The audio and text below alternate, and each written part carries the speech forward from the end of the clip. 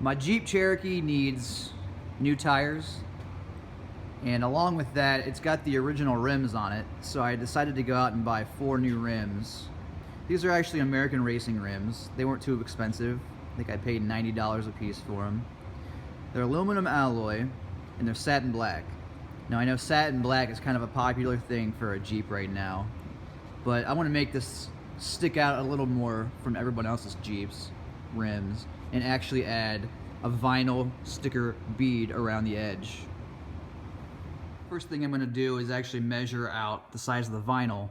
What I'm going to do is measure the outer diameter of the rim and the inner diameter of the rim, and I'm going to have this bead of vinyl going around just the outside here. That's all I want to do.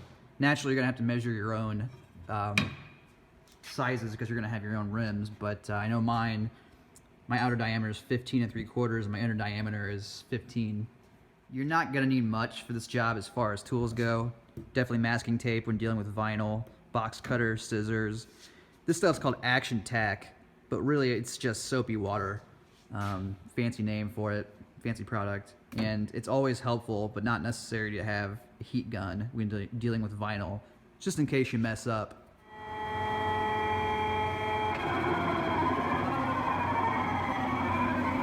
Alright, so here's my vinyl piece. It's already cut out, and actually I cut it out myself, but if you don't have a vinyl cutter or the vinyl itself, you can go to a local sign shop, and as long as you give them the right measurements for whatever you're doing, they can print these for you in 20 minutes and for less than $20. But make sure if you do that they put this mask over it, which is basically this clear, very light adhesive material, kind of like a masking tape that goes over the vinyl. If they didn't put that on there, you're going to have a hell of a time putting it on your rim. And if they didn't put it on there, you need to go back to the shop and kindly put your foot up their ass and tell them to put it on there, because they should have done that anyway. Next name of the game is going to be cutting around the edge of your vinyl here as close as humanly possible without actually destroying the integrity of the arc here. The reason for that is I'm going to actually put this guy inside the rim. If I can get it to fit with one hand, that is. There we go. I want it to fit inside the rim, and eventually I'm going to take the backing off of the vinyl, and it's going to float in there while I adhere it to the rim itself. When prepping a surface for vinyl, you generally want to wash it, especially when it's not new. I mean, this rim's new, but if it were to be coming off of a car, it's going to have brake dust or something on it.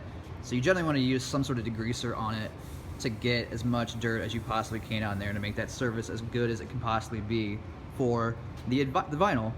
I mean, I'm using stuff called action tack, but that's not really readily available to most people. So like an acetone will work good. Anything that dries with no residue is going to be the best. All right, I got half of the vinyl taped in to the rim. The tape is not going to be there very long. It's just there to get it started.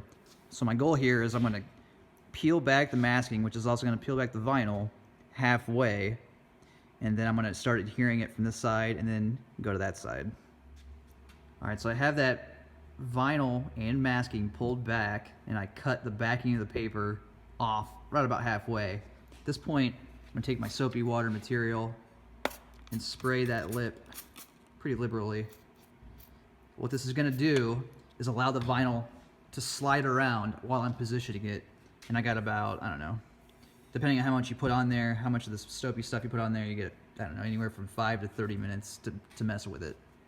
Your goal is to eventually get both backing sides off the vinyl and have just the vinyl and the masking sitting on the rim lip itself.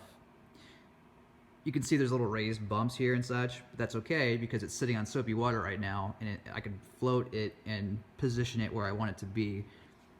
The best way I found out to do this is to literally, you can see a little bump over here, pull away from the inside, from the center, to get those out of there.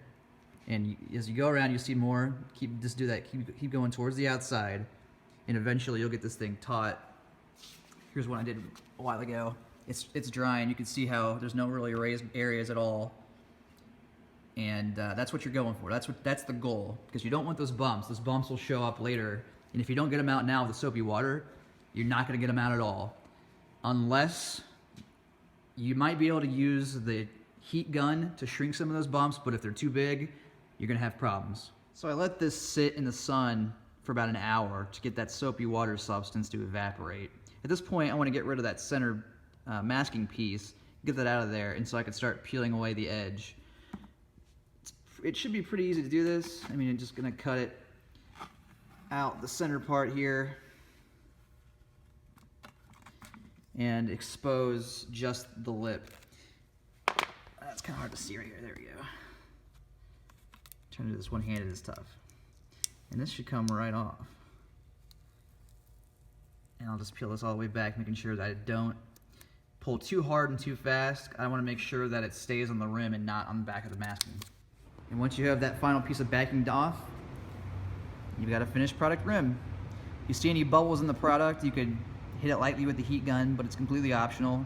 Another thing you can do if you don't have a heat gun is just let it sit in the sun for a few hours, and it usually takes care of them if they're not too big. At the end of the day though, I'd say this job was medium to difficult in nature, and I wouldn't recommend doing this if you've never vinyled anything in your life, because it does take some practice, and it takes more than anything, patience. But you get a badass product and a unique product that no one else is going to have in town. Here she is, final product. Brand new tires, brand new rims. Isn't she purty?